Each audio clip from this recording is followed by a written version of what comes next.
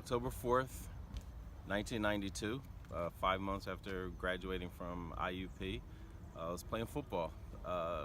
We've been playing here for about a month, and this particular day, I almost lost my life. We had been playing on this field for about a month with friends, and then on that particular Sunday, 1992, there was some other guys who were in the stands, and I just remember at some point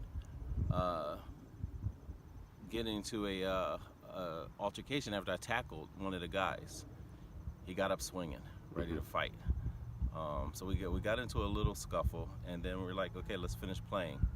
And just 2 steps afterwards, I felt, something crash into my head, and I fell to the ground, and I hear a click. Later, Jasper told me that they had pointed a gun to my head and looked like it misfired or something. Never saw them coming. Right. Later, found out that they were in the stands, waiting for something to happen.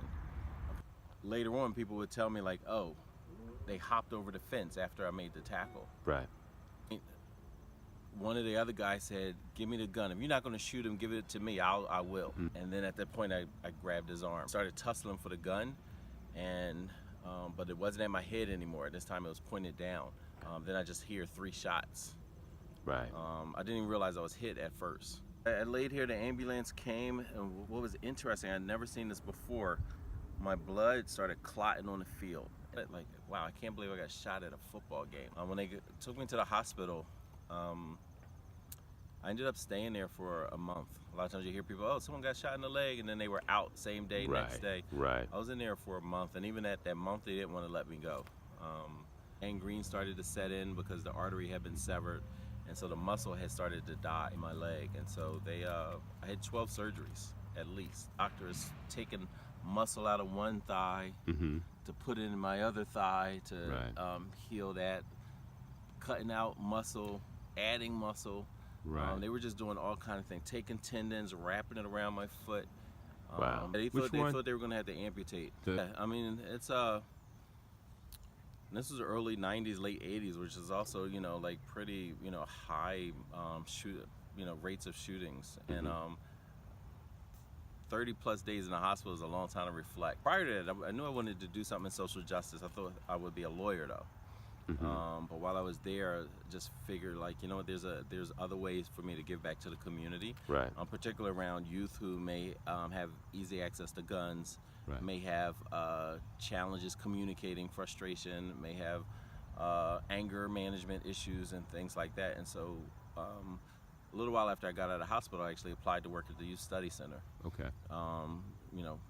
Children waiting to be adjudicated. I didn't even make it through orientation though, because it was so depressing to see, this is a kiddie jail. Right while I was thinking like, where are the kids? I want to impact kids before they get to a place like this. Right at that time, there was a partnership between Concerned Black Men, Cheney University, and the School District of Philadelphia to recruit black men to teach. At first I didn't think I'd be interested in it. Then I thought maybe I'll just try it out.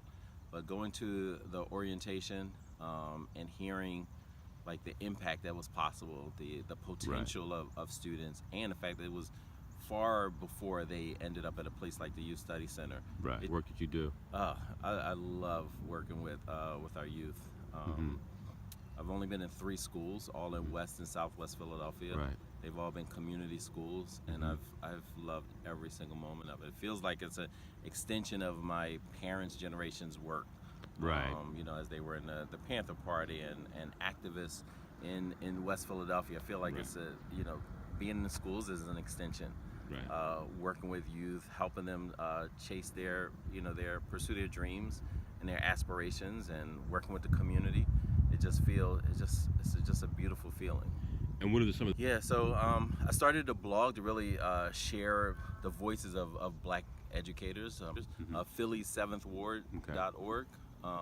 And then also started an organization to support current and aspiring black male educators. That organization is called the Fellowship Black Male Educators for Social Justice. Okay. So we support current and aspiring black male educators, but we're also very in tune to social justice issues because we Right. believe that you can't separate education because it's a human right, which means that if students aren't getting the education that they deserve, then it's a social justice issue. So right now we have our second national Black Male Educators convening October 13th through the 15th Okay. at the downtown Sheraton on Okay. 17th Street. And over the next few years, we're going to continue to fundraise and establish programs to ensure that we create a pipeline. Right. And so we're really pushing for this movement around school to activism pipeline, Right. where we're really supporting students to find how they want to impact the community, how will they lift as they climb, and how will they address social justice issues no matter what careers they choose.